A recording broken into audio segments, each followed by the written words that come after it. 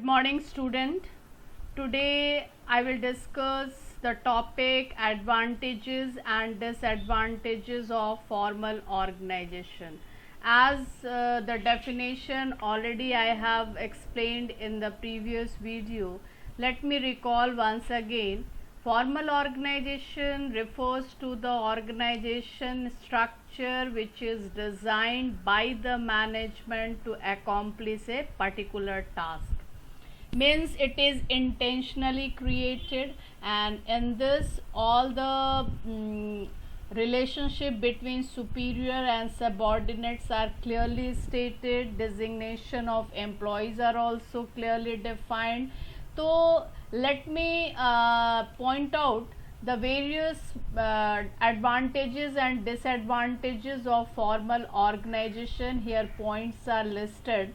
First is the fixation of responsibility, then is clarity of duties, third unity of command, fourth helpful in achieving the objective, and fifth that provides the stability. I will discuss all 5 points in detail, and also the disadvantages, that is first a delay in action, second lack of initiative, and third that ignores the human element.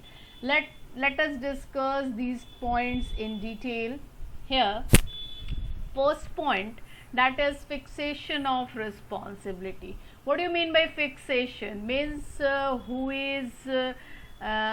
belongs to which post, that is the designation of the employee, superior subordinates relationship, responsibility given to the employees are already fixed.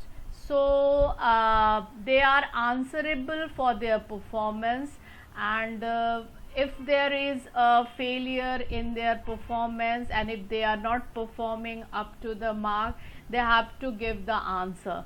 So this is very, in this structure, in this formal organization, it is very easy to fix the responsibility where this shortcomings are coming, and this is to be rectified on time. Next is clarity of duties, that roles and duties of each members are clearly specified, so there is no confusion, and it helps in avoiding the duplication of work.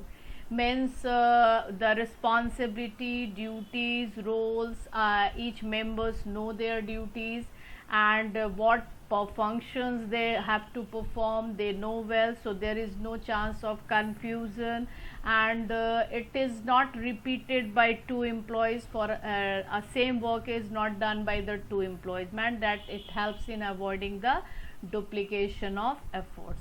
So everyone knows well what functions they have to perform. So this is what the clarity of duties. Next is unity of command, that there is a unity of command, as former organizations makes more use of official channel of command and communications. Means all the order and instructions are coming from the top, and every department have their in charges, and any kind of rules, regulations, policy is transferred from top to lower level through official channel, either in the written form or the instructions given by the boss to their employees. So the unity of command is followed in formal organization. As you know well about the unity of command, means there should be one boss to give the orders to the employees.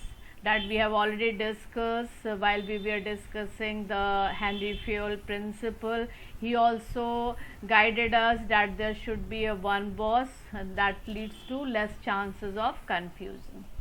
Now next is helpful in achieving objective, and this formal organizations, all the events or activities or actions are undertaken to accomplish the objective, and it provides the framework for operations, what actions are to be taken, what activities are to be performed, and there is a clarity of roles in the mind of employees. employees know well what they have to do, what activities they have to undertake.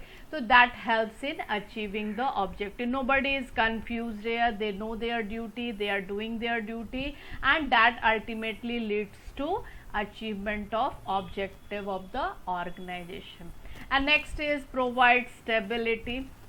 It provides stability to the organization, as behavior of employees can be fairly predicted since there are specific rules to guide them. If suppose any kind of direction is given and it is not followed by the employees, he will react, and then that leads to guide him properly, and ultimately it leads to the establishment of stability of the organization. So this is what the various point I explained under the topic advantages of formal organization. Now next is let us discuss the 3 point under the topic disadvantages.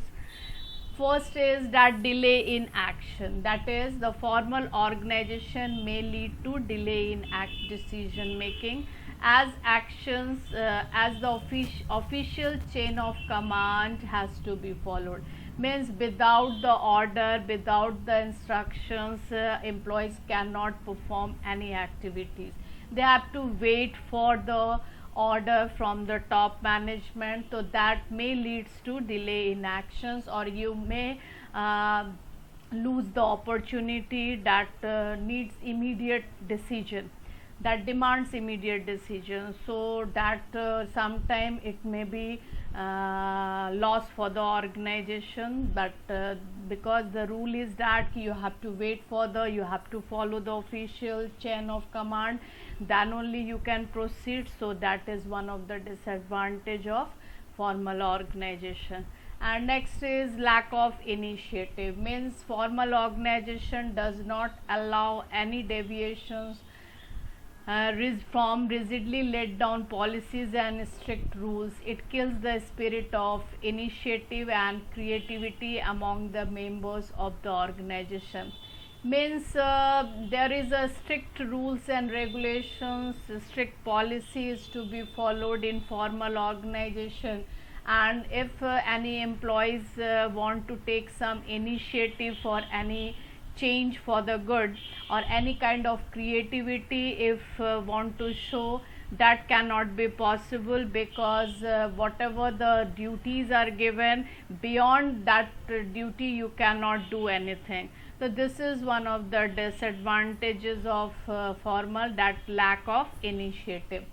So everyone just stick to their work, they don't give any advice or suggestions, they just performing their duty.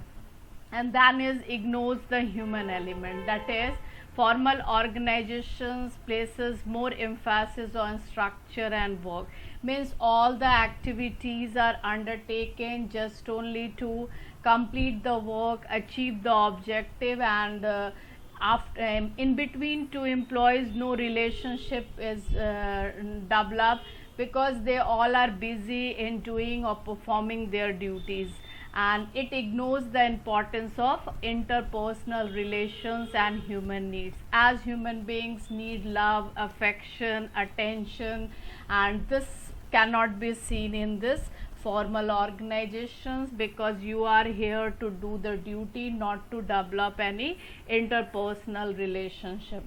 So this is what that ignores the human element, more emphasis is given on the work. So this is what I discussed, the advantages and disadvantages of formal organizations. By this our topic relating to formal organization is over. So all the points I discussed in detail, so you just make a note on the topic. There it is listed on the screen.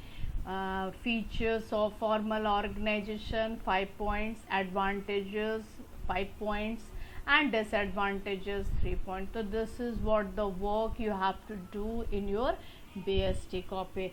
This is all today's class.